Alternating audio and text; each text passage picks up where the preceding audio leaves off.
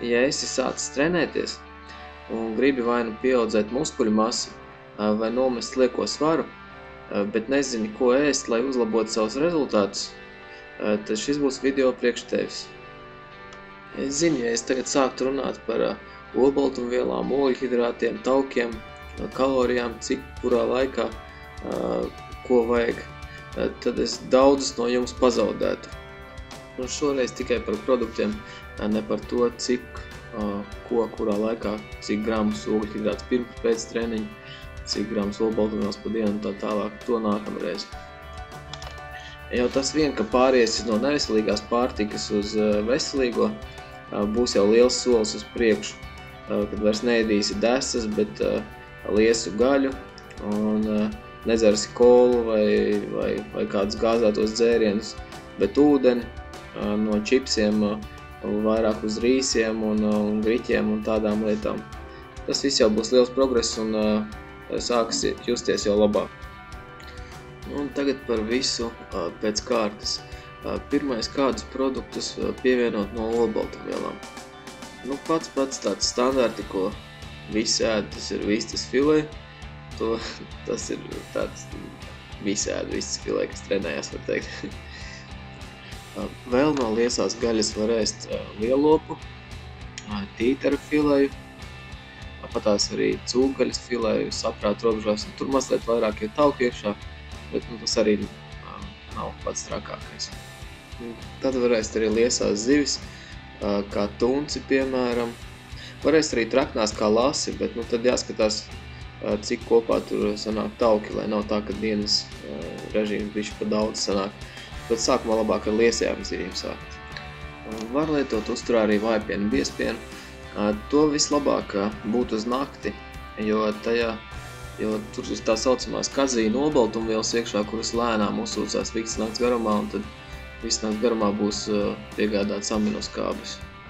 Var ēst arī olas, tur arī ir daudz olbaltumvielu iekšā, bet jāskatās arī dzeltenumā ir iekšā arī tauki. Lielākā daļa no tiem taukiem ir gan labie tauki, bet tomēr jāskatās viss kopējais tauku daudzums. Var dzert arī olbaltumvielu kokteili. Šī ir atkal atsevišķa tēma, kur vēl joprojām sabiedrībā ir diezgan daudz nesaprašanas, kas tas tāds ir un tā tālāk. Tam es veltīšu atsevišķu tēmu, bet var dzert arī to. Tālāk par ogļhidrātiem. Ogļhidrāti ir divu veidu skaitās. Ir lēnie ogļhidrāti, kas lēnām nonāk asinīs, un ātrie, kas ļoti ātri nonāk asinīs.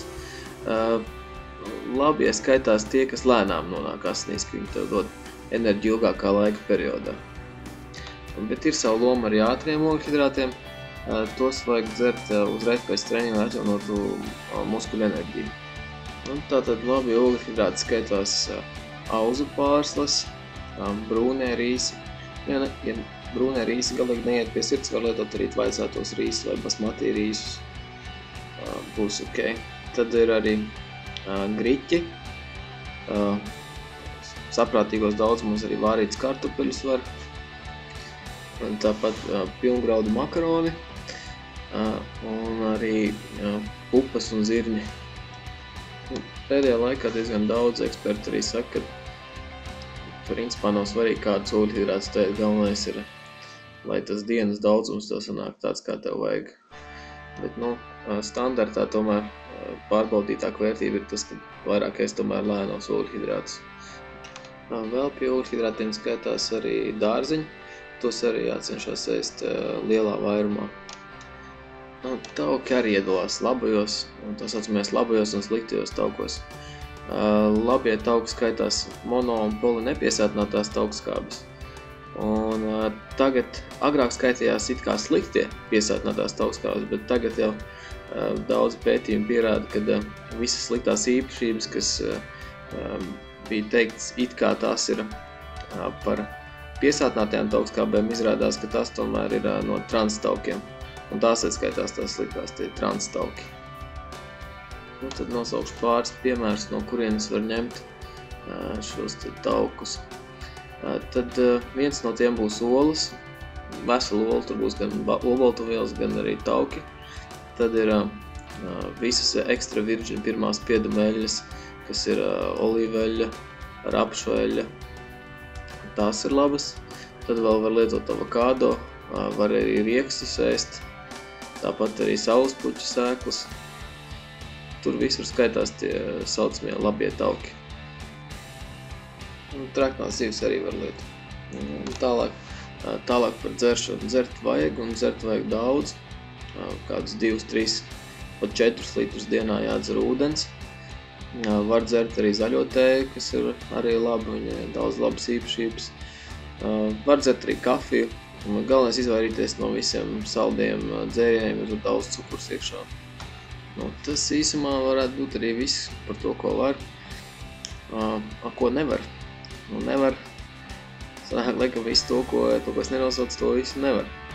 Bet, ir šis tas vēl, protams, ko es neesmu nosaucis arī, un ne jau 100% arī visu ievēros. Neviens 100% neievēro, bet jo tuvāk, precīzāk ievēro, jo labāks būs rezultāts. Nākamajā reizē tad es arī izstāstīšu par to, kā ēst konkrēti mērķim. Vai nu gribu pielikt muskuļu masu, vai nomest lieko svaru, un tā tālāk. Pagaidām jau būtu ļoti labi, ja sākt vienkārši pāriet uz šiem produktiem. Tas jau būtu ļoti liels solis uz priekšu, un pašsajūta noteikti uzlabosies. Un vēl beigās gribēju piebilst to, kad ievērot šo ēšanu, tas ir rezultātam, tas ir ļoti svarīgi. Jo ir ļoti daudz cilvēku, kas iet uz zāli, bet viņi praktiski nemainās. Kā viņi sāk, tā viņi turpina, tā arī principā viņš tāds, kāds atnāca, tāds viņš arī joprojām ir. Un svarīgi ir arī visi 3 faktori, kas ir treniņš, uzturs un atjaunošanās. Lai nomestu svaru, tur pats svarīgākais tiešām ir uzturs. Ja precīzi visi ievērot, es neesmu redzējis nevienu cilvēku, pat ja viņam nav kārtīga atjaunošanās vai arī treniņš kādreiz kaut kas neizdodas, bet ja viņš ievēro uzturu un ja viņš ēd mazāk kalorijas nekā patērē, tad viņam nav kur īsti likties, tas svars kritīsies lejā. Tad beigās var novēlēt, lai visiem izdodas, un informāciju sagatavoja Hardijs Janovskis. Tiekamies nākamreiz.